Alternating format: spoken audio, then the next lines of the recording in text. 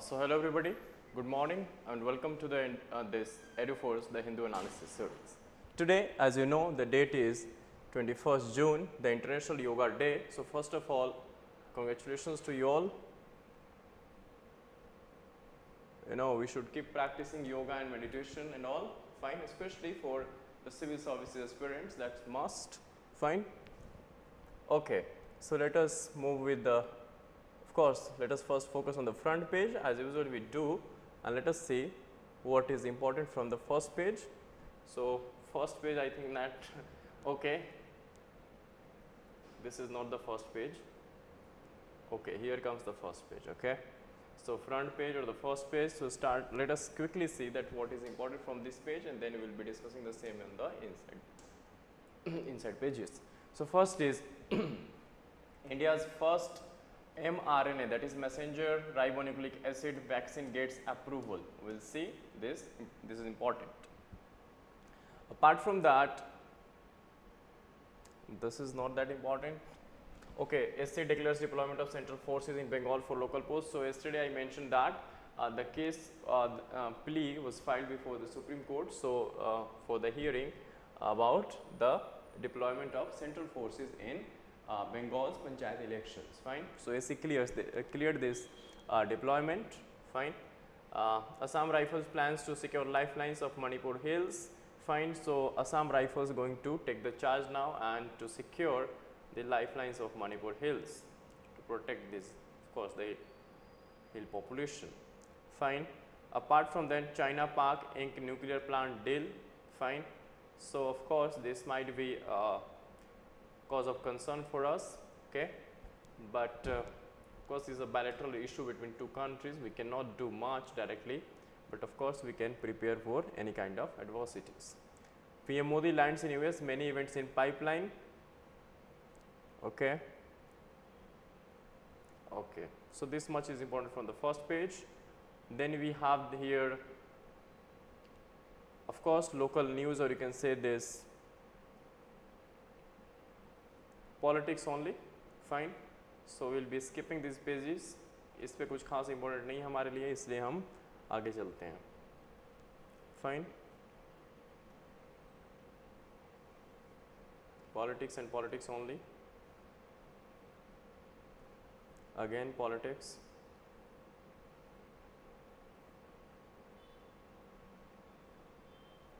Okay.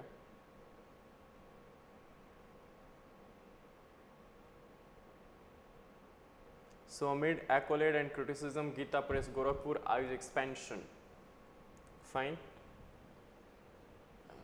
This is in this has been in news because of Gita Press Gorakhpur received, Gandhi Peace Prize. We have already discussed it. It is working towards making its work available online and mostly free of cost, fine. So of course now is the time of digitalization. So of course Gita Press Gorakhpur even needs to adapt the digitalization and make its publications available online as it used to do the same offline, fine. Okay.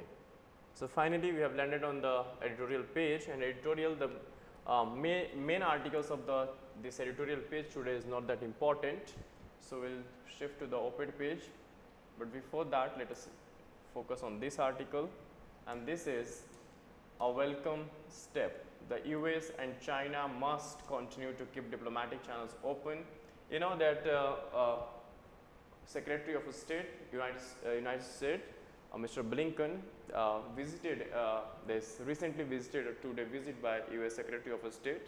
Fine, this was the first since 2018 because I hope all of us are aware the nature of ties actually going on between the China and US since the Trump's time.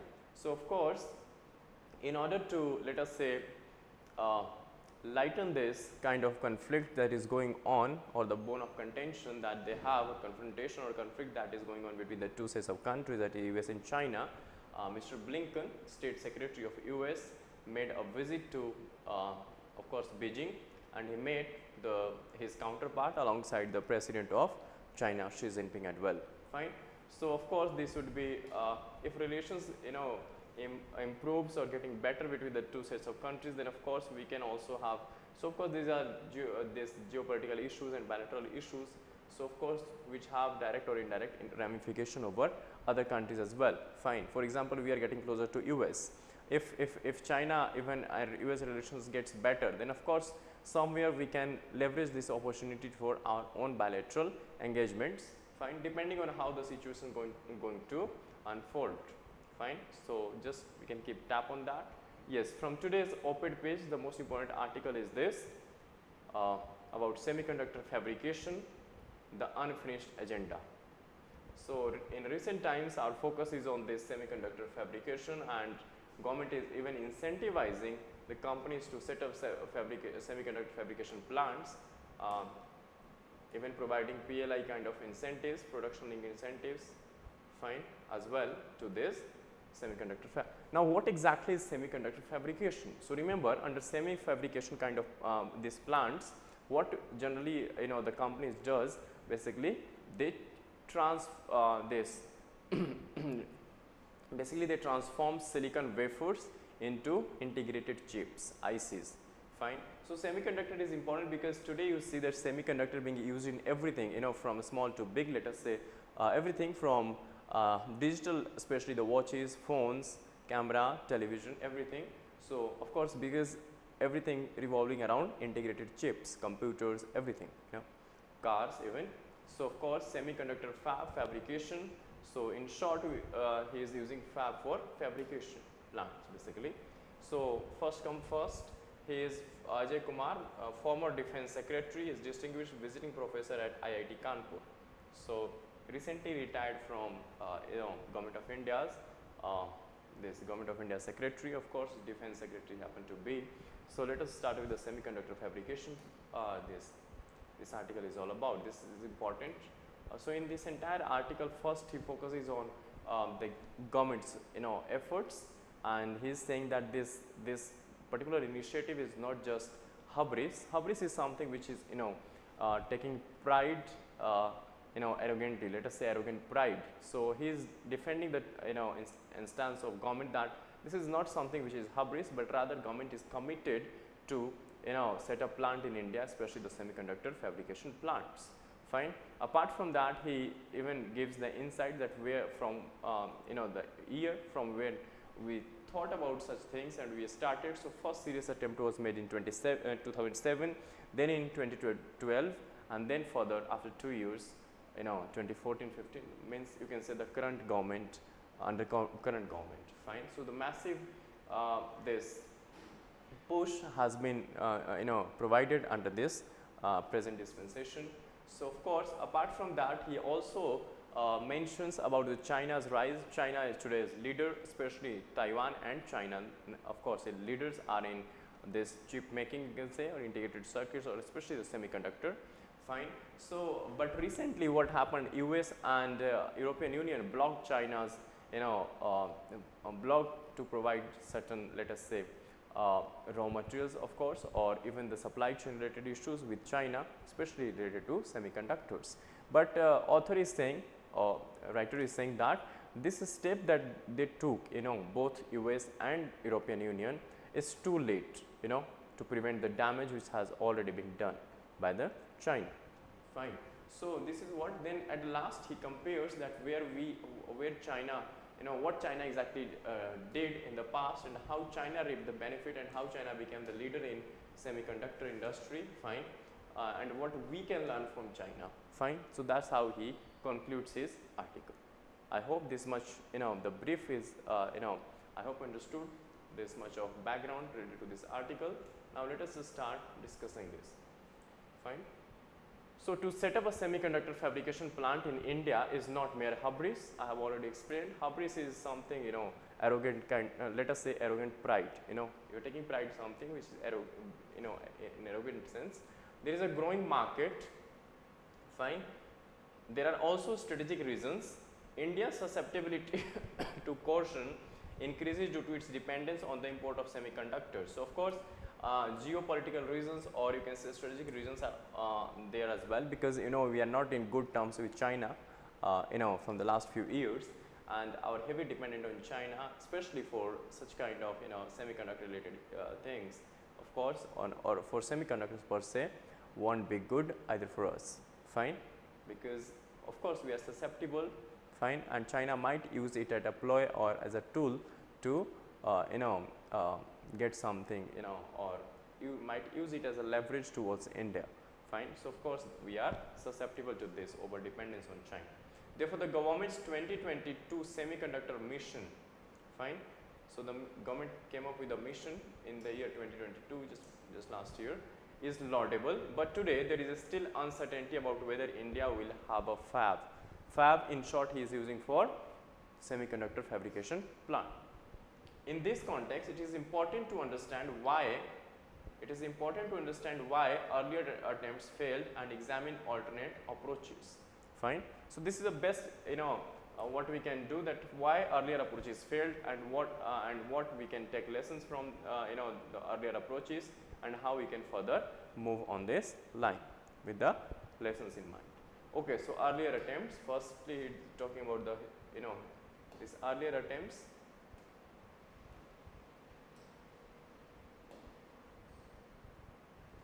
Okay, so earlier the first serious attempt was made in the year 2007. I have already mentioned to you this, in the form of a special incentive package, fine. So, firstly the initiative was serious attempt was made in the year 2007, but not much happened, but it yielded no response. The second attempt in the form of modified SIP, that is special incentive package, fared better than 2007.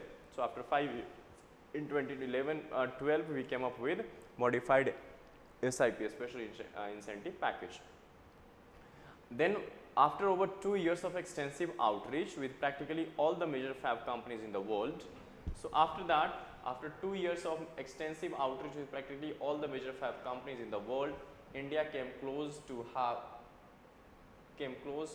having a fab, that is semiconductor fabrication plants, where silicon wafers gets translated or transformed into integrated chips or circuits, you can say, ICs.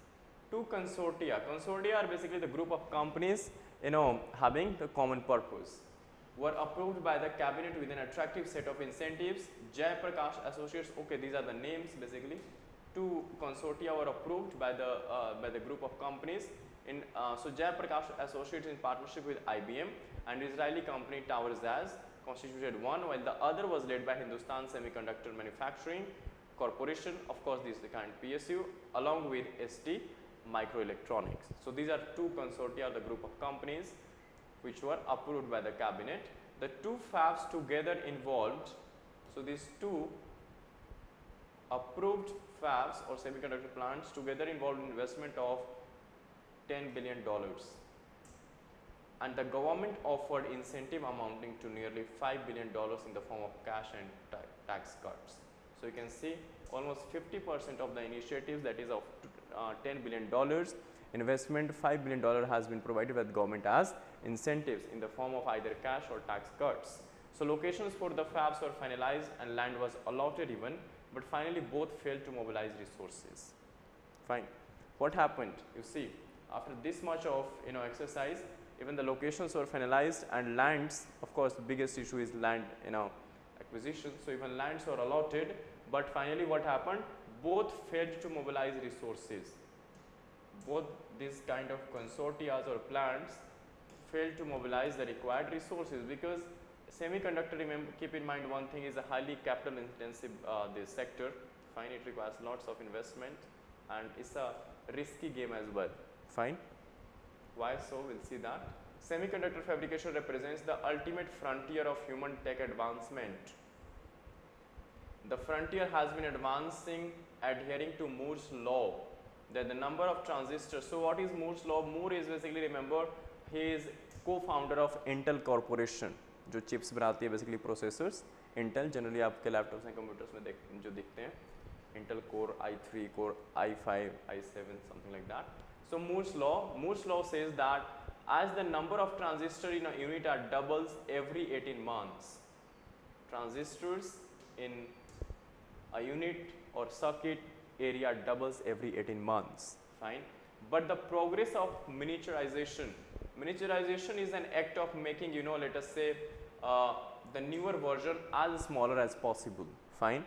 Or other meaning of miniaturization is basically when transistor nodes gets embedded over, let us say IC, fine, means the area would remain same but more of, because after 18 months transistor unit gets doubled. So, this further doubling of these, you know, transistors getting to be will be embedded on integrated circuit, fine. So, that is the issue. This is a highly complex thing, fine, is accompanied by higher complexity and cost, of course. As a result, the industry has seen a decline in number of participants. So, this is the issue, that why much you know, not that much of companies coming forward for such kind of initiatives, where even government is providing almost 50% of incentives. China started late in the semiconductor fab industry. Even China started late like us, but what exactly China did to become the leader? Even China started late, but backed by the government, backed by the massive government financial support over the last 2 decades, it acquired hundreds of loss-making fabs from around the world and built its own fab industry. So, what China did? Actually, it acquired the loss-making fab from around the world and then built up its own fab industry. Aided by lower manufacturing costs and a massive electronics manufacturing industry, of course, lower manufacturing costs, that is why you see that China's products are quite cheaper with in comparison to Indian products. China's chip production has grown rapidly. By the time the US and traditional leaders in this, the traditional leader, of course, US was traditional leader in this game. So, by the time the US, the traditional leader in this game, realized this folly, that China has overtaken or surpassed US in this in chip making. So, China had become one of the major producer of the chips. Aided by its market supremacy in the rare earth elements. Remember, China has the largest, you know, reserves of rare earth elements, 13 critical elements, which are essential for chip production. It has a strategic stronghold on chip making. Over the last year, the US and Western allies have blocked transfer of the latest fab related technology to China. So, they have blocked latest fab related, fabrication related this technology to China, but what happened? But this could be a case of closing the, but author is saying that this could be a case of closing the stable door after the horses have bolted, fine. So, this is a phrase which means though you have taken some steps to prevent something, but the step that you took in the first place to prevent something, let us say harmful or damaging, was done so late, you know, that the step was too late to be taken, that damage has already been done, fine, because China has already become the leader. So, of course, there is no use of now crying over spilled milk. So, the US enacted the Chips and Science Act in 2022. US came up with its own Chips and Science Act 2022 with nearly 40 billion in subsidies in an effort to bring back semiconductor manufacturing to the country. The European Union sanctioned 7.4 billion euro for new fab in France. India will have to contend with these countries in what has become an intense chip warfare. What does it mean? It means since US is providing around subsidies of $40 billion, when European Union is providing the incentives or subsidies of worth 7.4 or 5 billion let us say euro of course billion euros, then India will have to compete with such countries in not just providing the infrastructure, but also in providing the subsidies or the tax incentives. Then only, see, there are two companies want to invest or come up with such kind of fabrication plants. Let us say, and there are four alternatives. Let us say France, जहाँ पे European union कोशिश कर रही है plant लगाने की, plus US, plus China and India. Let us say that even if China is not an if the companies are not considering China as the ultimate destination, still left with the three nations, that is France led by European Union, then US itself and India. So, provided that we are not providing something better than these two sets of nations, US and European Unions, then why a company would like, private company especially, would like to come to India and invest here in such a critical and risky business where, you know, it is of course a capital intensive first thing, and secondly it is a critical and risky as well, because lots of, you know, this, of course there are two things, lots of funds involved. Alongside that, even they would, you know, being successful or not, even there is a susceptibility of that as well. Though we are, you know, one of the largest market, that what attracts majority of the countries, but apart from that we need to compare ourselves as well, whether we are providing that much of incentive, which you cannot, because US is might, you know, of course money might, because it's a developed nation, so of course they can go on providing even $100 billion of subsidies, but we cannot do the same. So we need to, of course, one positive thing is we are the largest market that any company needs, and the other we can build up on our infrastructure alongside. At least we cannot match the two sets of countries, European Unions and US, you know, amount of subsidies, but at least we have to somewhere, you know, lose our purse as well. So that's the issue. Investment in semiconductor fab is one of the riskiest. Okay, so billions of dollars need to be recovered before the technology becomes obsolete. Obsolete is now the technology is of no use, or let us say it has become out of date, expired, because you know technology changes very frequently. This necessitates substantial production volumes for economic viability, often reaching levels that are adequate to meet global demand. Means here requires the economies of scale, that is production at large, you know, substantial volumes in order to cut on the cost and even to reach to the global demand or global market.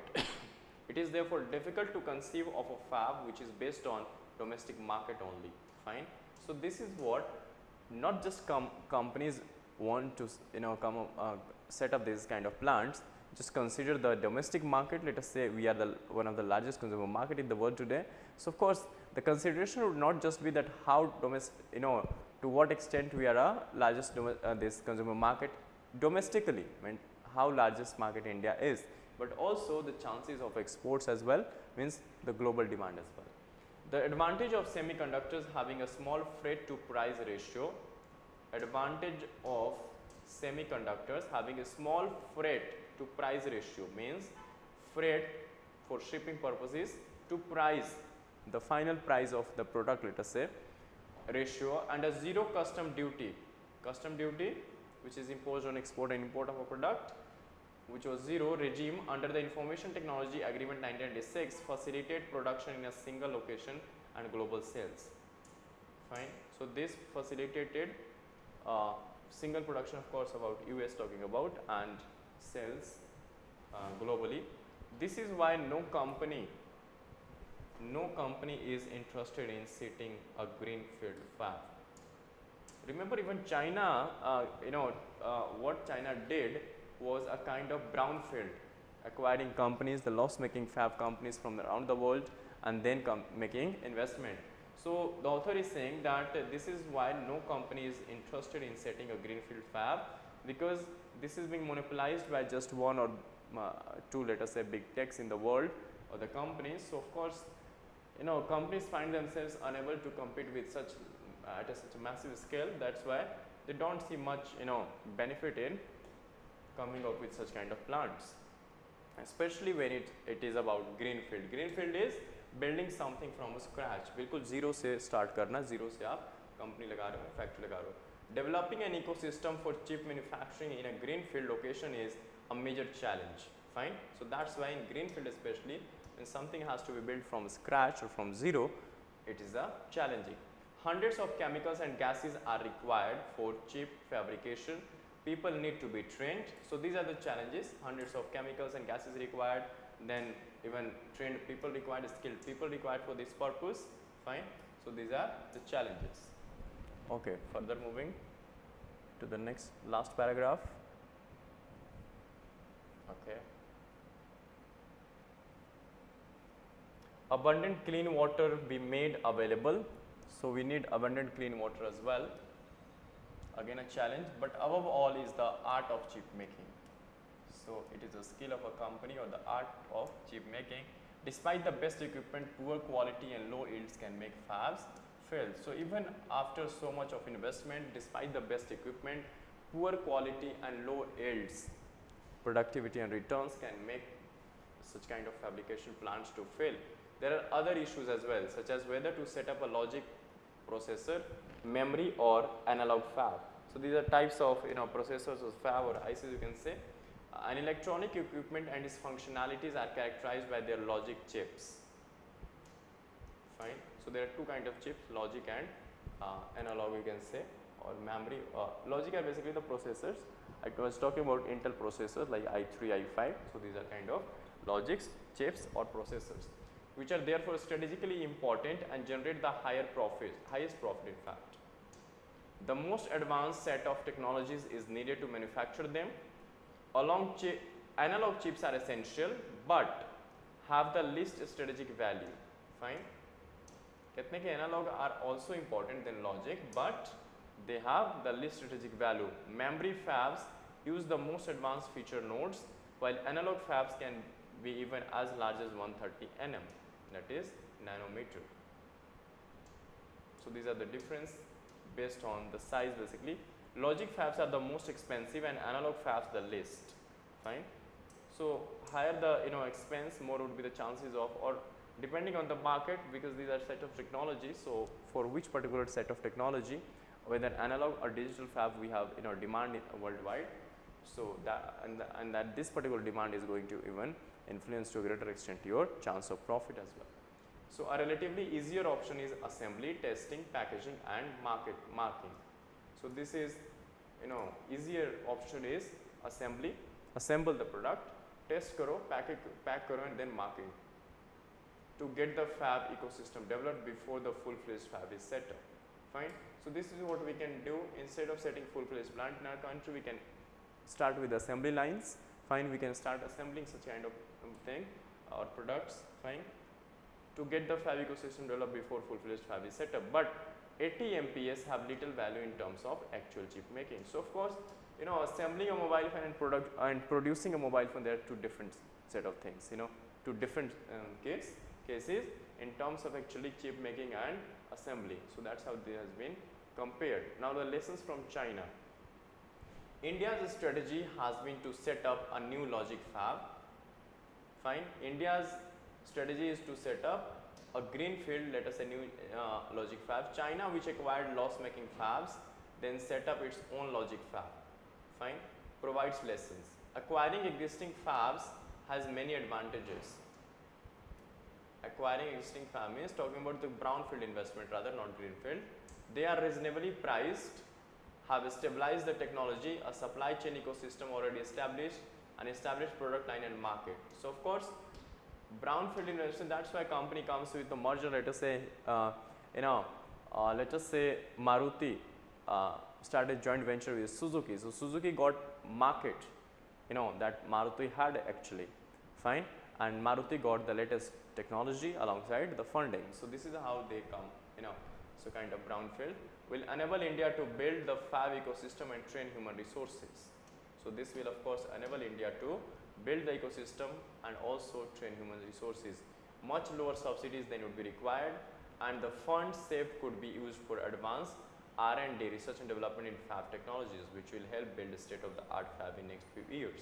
So this is how he is suggesting to start with assembly line products. Then we can go on how China started, like acquiring companies, loss-making companies kind of things, and then coming up finally with the after certain level of investment in the R&D, especially with respect to the state-of-the-art technologies related to this semiconductor fab, then we can come up with the full-fledged plants. Another strategy could be setting up 80 MPS.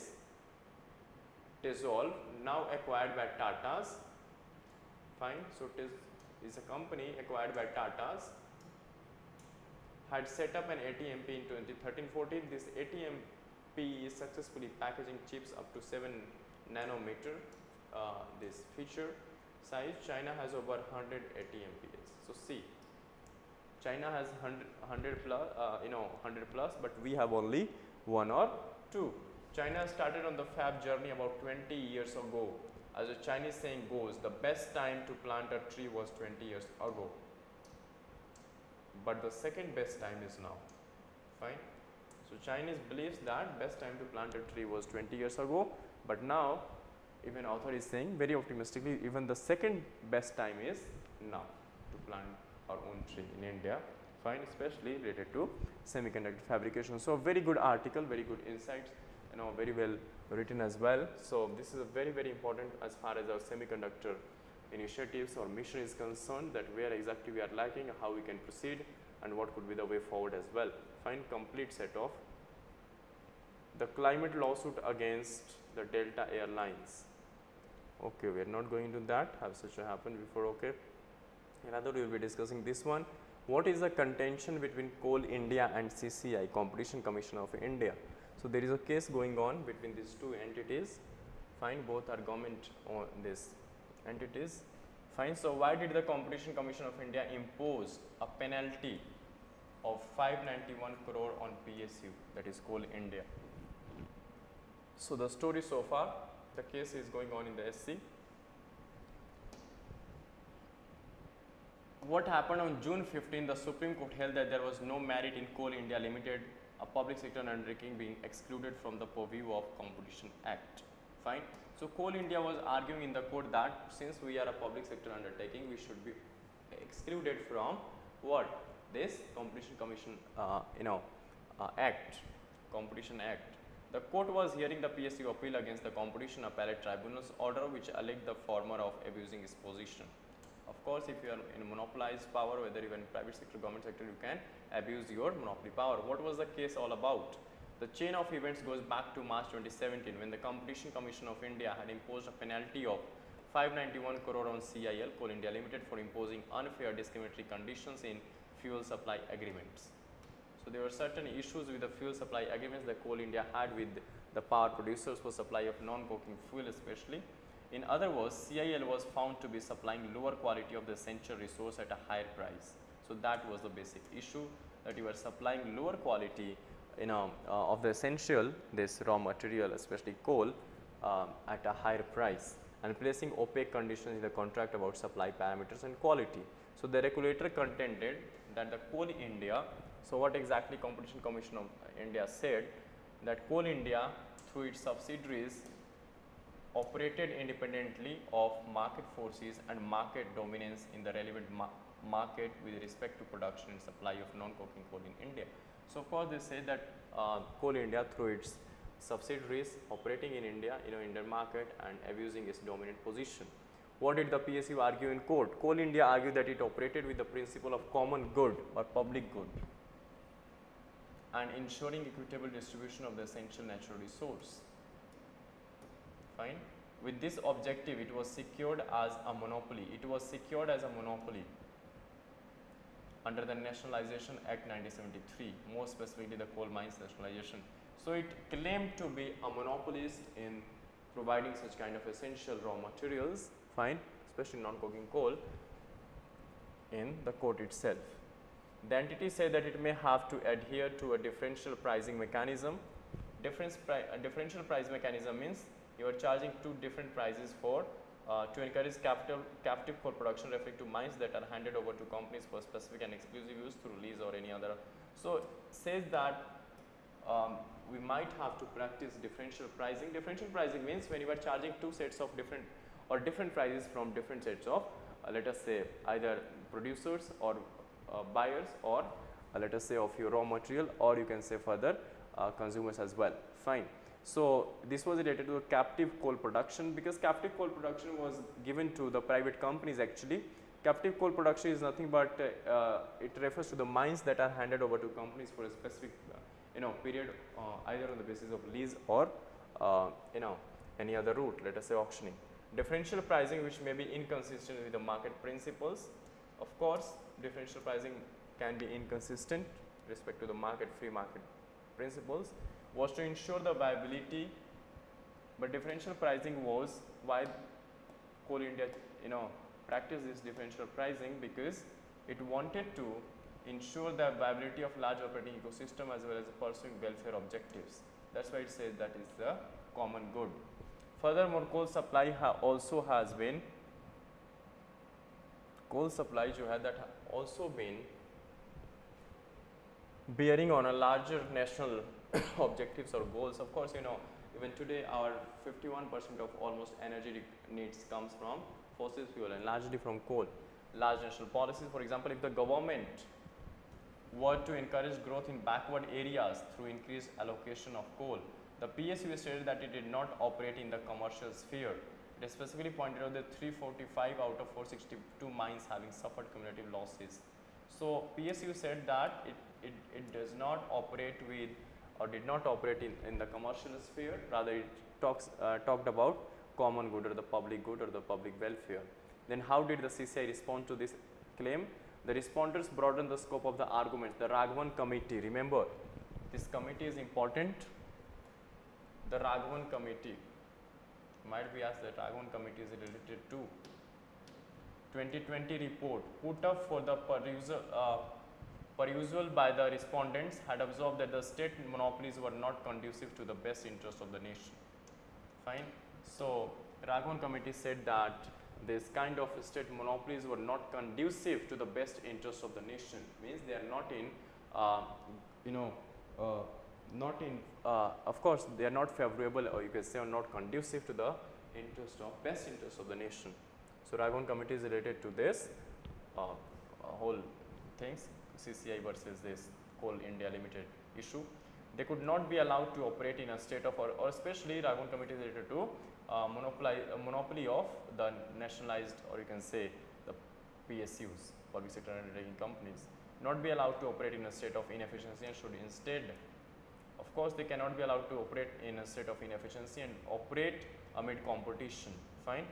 So Raghavan committee further says that PSUs cannot be allowed to operate in inefficiency and rather they should operate under competition. They should rather compete with the private companies. Furthermore, coal ceased to be an essential commodity in the February 2007. So coal is no more an essential commodity since 2007, and the Nationalization Act 2 was removed from the 9th schedule. Fine. So even this Nationalization Act 2 was removed from the 9th schedule. 9th schedule basically protects the law or the acts which cannot be challenged in either courts, not even in the Supreme Court, in 2017. Fine. So now it can be challenged or reviewed by the court. It was also pointed out that the Coal India was fully government owned entity until the disinvestment in. So Raghavan committee further stated that Coal India was fully government owned entity until the disinvestment. तब तक ये थी जब disinvestment took place in the year 2010.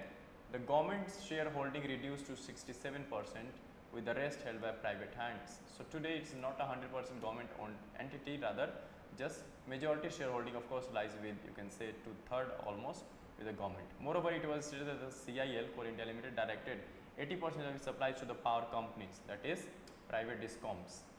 The latter would then pass power generated using coal to discoms, okay, and then who in turn would supply power to the final consumers. So the continuous supply of coal, adherence to the contract, reasonableness in the rates and quality of coal also serve as a common good. That in even in practicing a good supply chain mechanism or supplying to the, let us say, power supply companies, then power supply companies of course would be solding those electricity to the, solding out the electricity to the discoms, distribution companies, ultimately to be discoms company is going to provide electricity supply to the consumers. So of course you need to bear good faith and even good practices during this whole chain of supply mechanism or whole links, then only it could be said to be a fair practices. Fine. Otherwise of course it could go against this or could be labeled as monopolizing or abusing the dominant power. The respondent contended coal constitutes about 60 to 70% of the cost for power generation companies. Thus, irregular prices in supply will have a significant bearing indirectly on the consumers. So, obviously, the ultimate welfare is, objective is welfare of the consumers, and if such and such things happens in between the process, of course, the ultimate burden would be to be borne by the consumers. So that's what was the argument from the CCI in the court. So what were the एससीज final observation?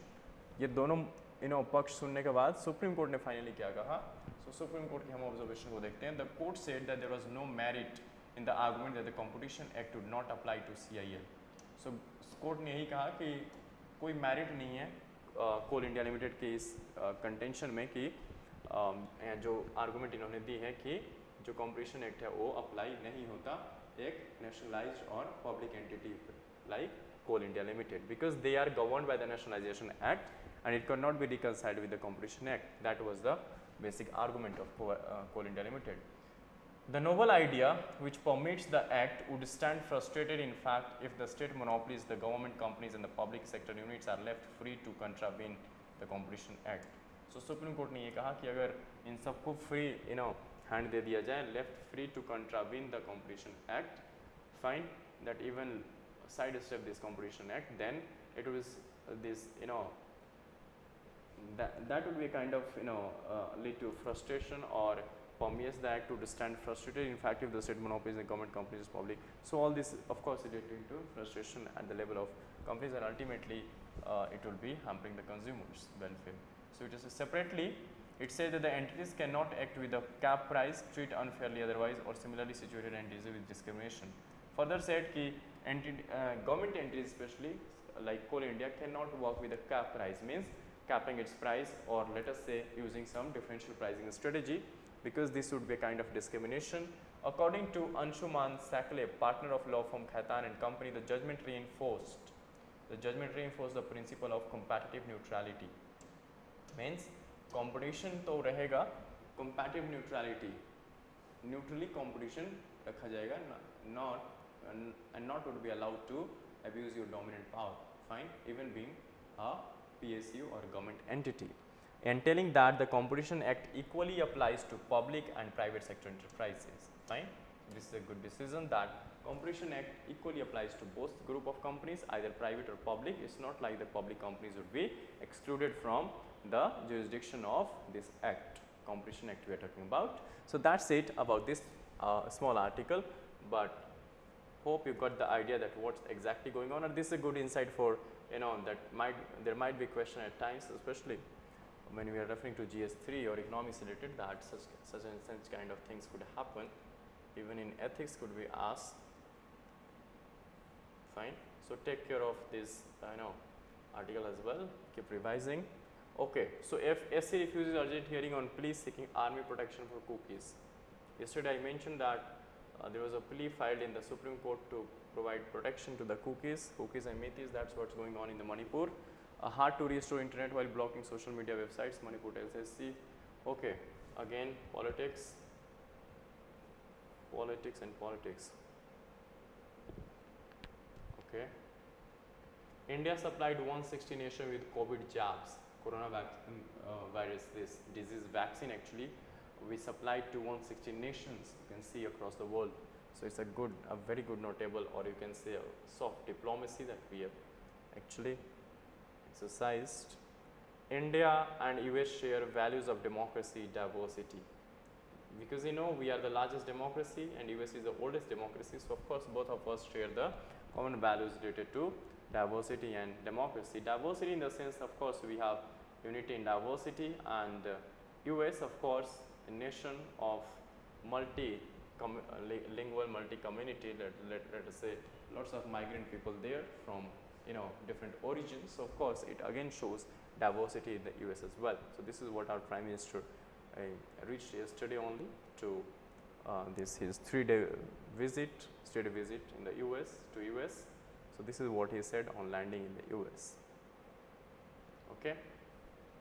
So this is what about. Okay, central team to visit, and UP and Bihar especially facing this issue of heat stress and heat wave, and many people died as well. So central team is going to visit there.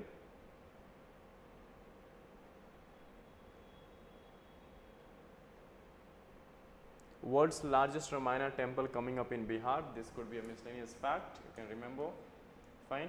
World's largest Ramayana temple began in East Champaran district in Bihar on Tuesday. Former Indian Police Service officer, IPS officer and secretary of the Patna West Mahavir Temple Trust, Acharya Kishore Kunal, along with the former Chief Justice of Rajasthan High Court, Justice S.N. Jha and others laid the foundation stone.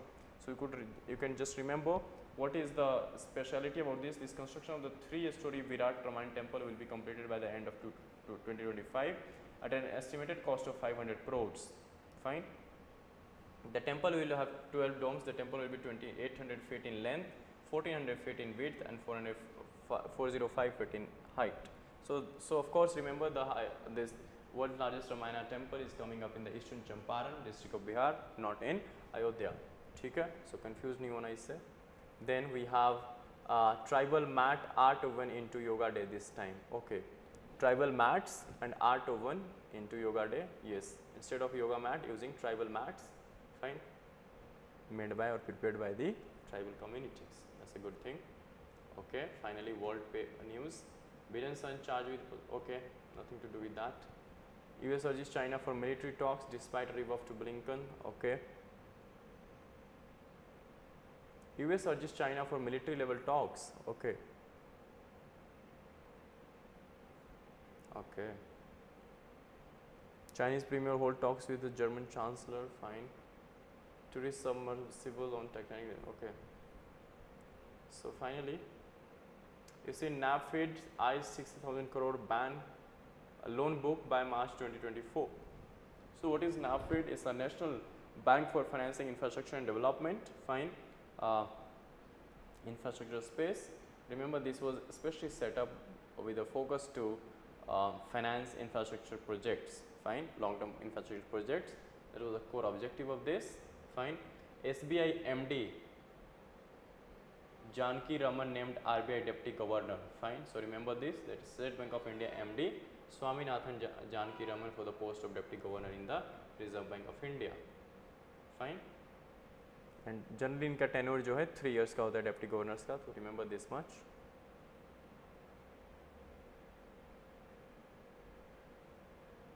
Okay. Okay, so pharma exports may touch pharmacy, talking about pharmaceuticals, 28 billion in financial year 24. 28 billion. Till now it is somewhere hovering around $25 billion. Fine. And okay. Okay, so not much. Finally, we have landed on the sports page. So that was all about this today's 21st of June, the Hindu analysis. Fine. If you have any query, you can put the same in the comment section. Until then, keep revising and take care. Thank you for being with us. Stay tuned for tomorrow's Hindu analysis. Thank you.